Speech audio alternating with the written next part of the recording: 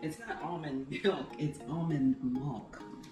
Uh, First of all, I started making my own plant-based milk. It's just that I don't have my setup right now. I don't have my almond cow, which that's one of the downsides. Like, you don't always have your kitchen appliances with you because I can't carry that. I used to carry it from house to house, but it got to be too much. So the point is, I bought this because it was the smallest size. Like, I don't like buying the full half gallon or gallon because it gets wasted. That's the other thing, learning about like how to reduce waste. So I've never bought this brand before. It was the smallest size. It's 28 ounces. It's called almond milk.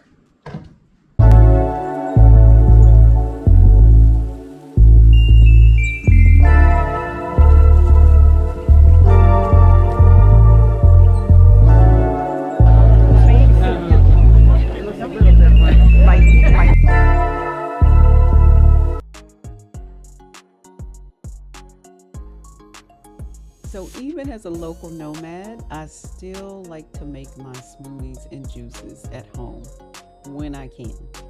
So watch me make a smoothie this morning. And before I do that, I gotta have my coffee. Really, before I do anything, I gotta have my coffee.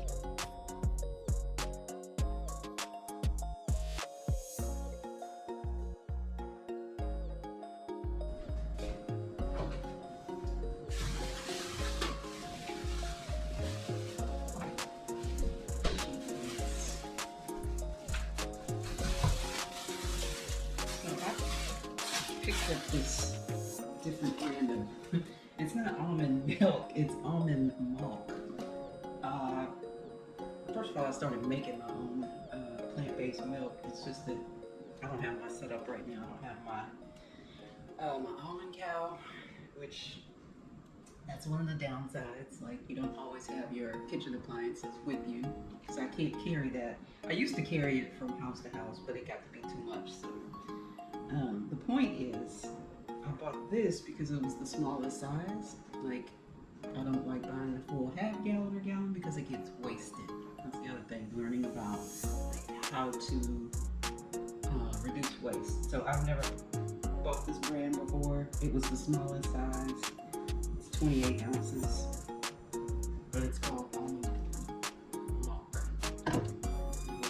But on the ingredients, I like that it says no preservatives or additives, no gums, no dairy, no fillers, no binders, no gluten, and I don't know what this last thing is. No carrot. See, carrot. Why would I want something where I can't pronounce the ingredients? That's why I love my almond cow because it's just almonds and water and a date if I choose to put the sugar in there. So, and a little cinnamon too. Yeah, that's that. The spinach, again the smaller size. So I'm back on the bananas. I got a mango. Just give it a little lemon.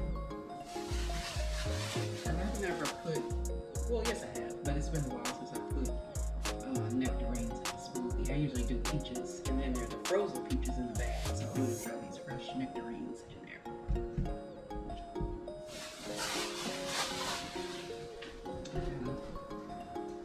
You know what I got to do with this? Got to put it on the ground.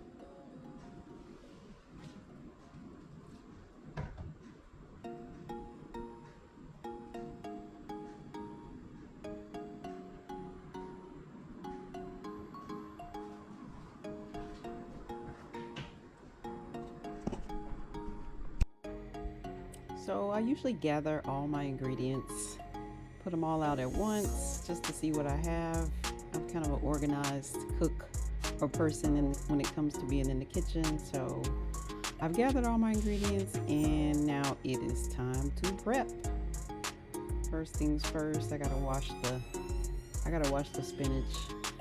I gotta be honest, I've been buying the pre-washed spinach. Do y'all trust the fact that the label says pre-washed? I mean, there's a lot to question there.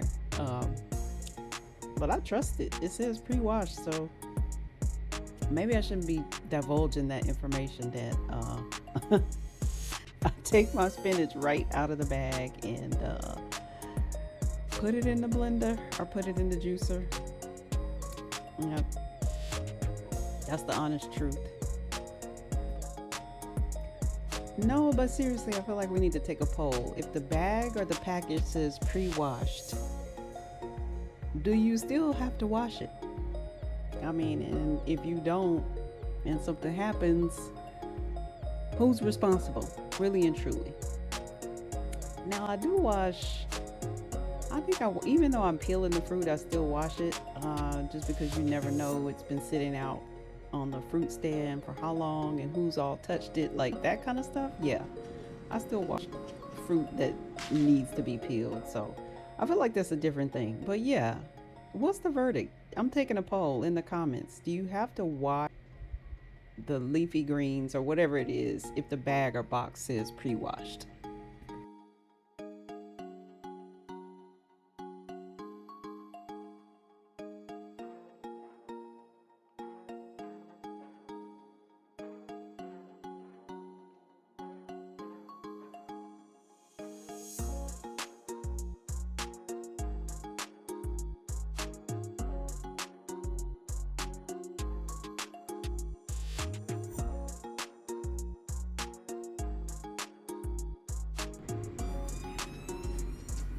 I think I'm in the zone. When I get into the zone of, cooking or just anything else, like where it's like you can just kind of zone out, then I start asking myself questions like, okay, how many mangoes have I actually peeled?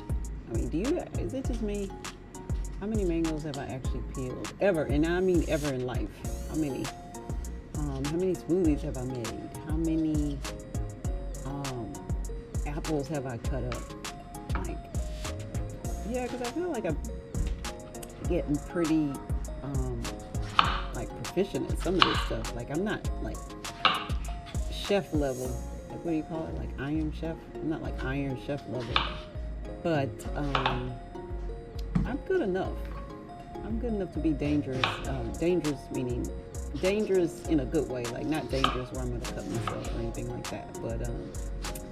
But yeah, I wonder, like you get in the zone and you're like, okay, how many of these have I made? Because I have it down to a science, and I know that, I kind of used to be intimidated by Ooh, gotta get that last little piece. prep produce for like a Yes. juice or a smoothie early in the morning. Like, how can I fit that into my routine? that. But you do it enough and you get it down to, a certain amount of time. And I know it's possible to make a juice and smoothie like from start to finish, prepping what I'm doing and actually processing it in a blender or juicer, and then the cleanup part of it. That's what I hear a lot of people say, that it takes too much time, it's too messy, but after so much practice with it, or you just repeat it or have a routine down, like you can be in and out of the kitchen in 15 minutes.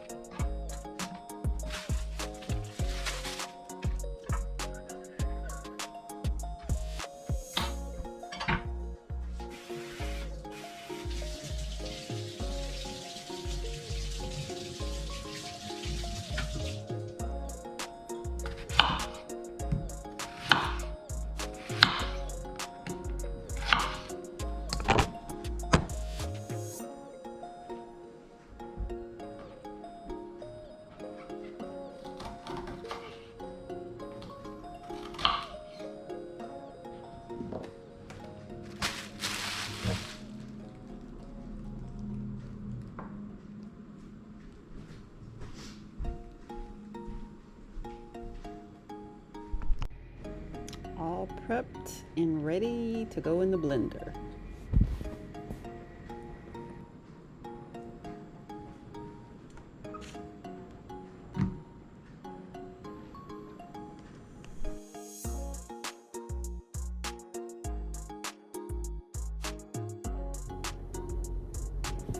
This has to be my favorite part of making a smoothie, and it's, well, taste testing the fruit, especially if it's fresh, but pouring everything in and watching it blend up. Like, this is like is it a guilty pleasure? No, guilty pleasure is like when you watch those pimple popper videos. Is anybody else like getting caught up in that? Like, and it's the more you watch it, the more it shows up on your feed. So I'm kind of like, I got this whole set of watch videos where they're like pulling out people's blackheads, and I need to figure out how to get rid of that. I get caught up watching it.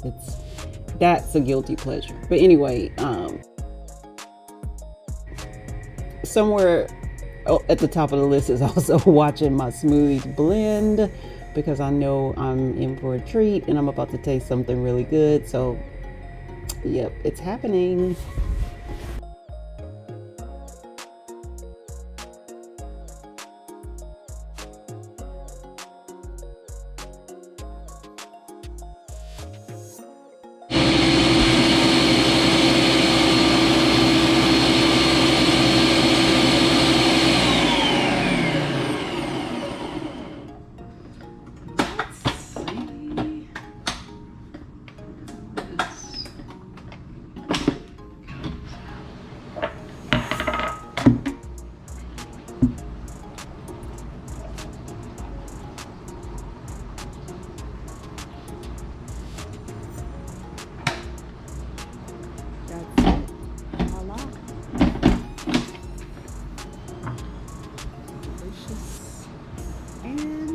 Worth all the prep work and cleanup that has to happen next. Cleanup, whereas I wish I could put this into a compost, but I'm a local nomad right now, so no real place outside to drop it. So it's going in the trash for now, but that's all right.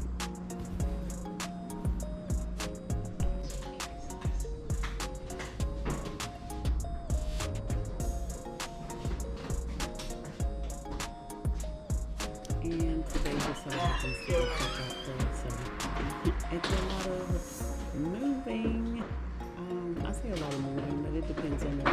So this one was a little longer, so I may bring more in, and I'm going to have to make a couple trips. Just loading the car back up, but all good. I enjoyed this day. I enjoy having access to a full kitchen, and I made the most of it. Cooking, and obviously, as you saw in the video, making a fresh mango smoothie, which was very good. So now it's going to take me about 15 minutes, and I really only have 15 minutes to spare because checkout is at 11, so I'm out of here.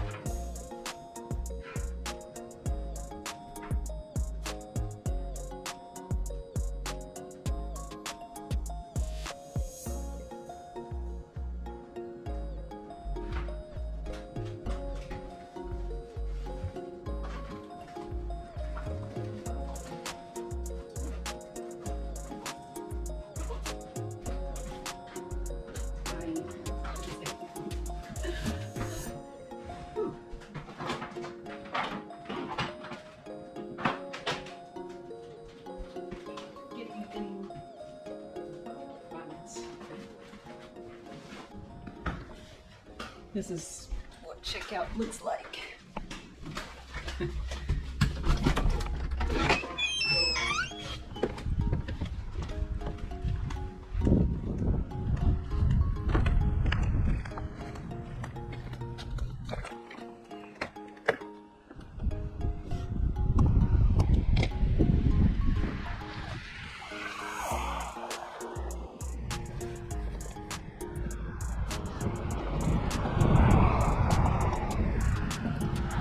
This was actually a really good stay. The place was just the right size. The kitchen had a nice setup. I was able to do a little cooking. That's the part I miss, having a nice kitchen. So yeah,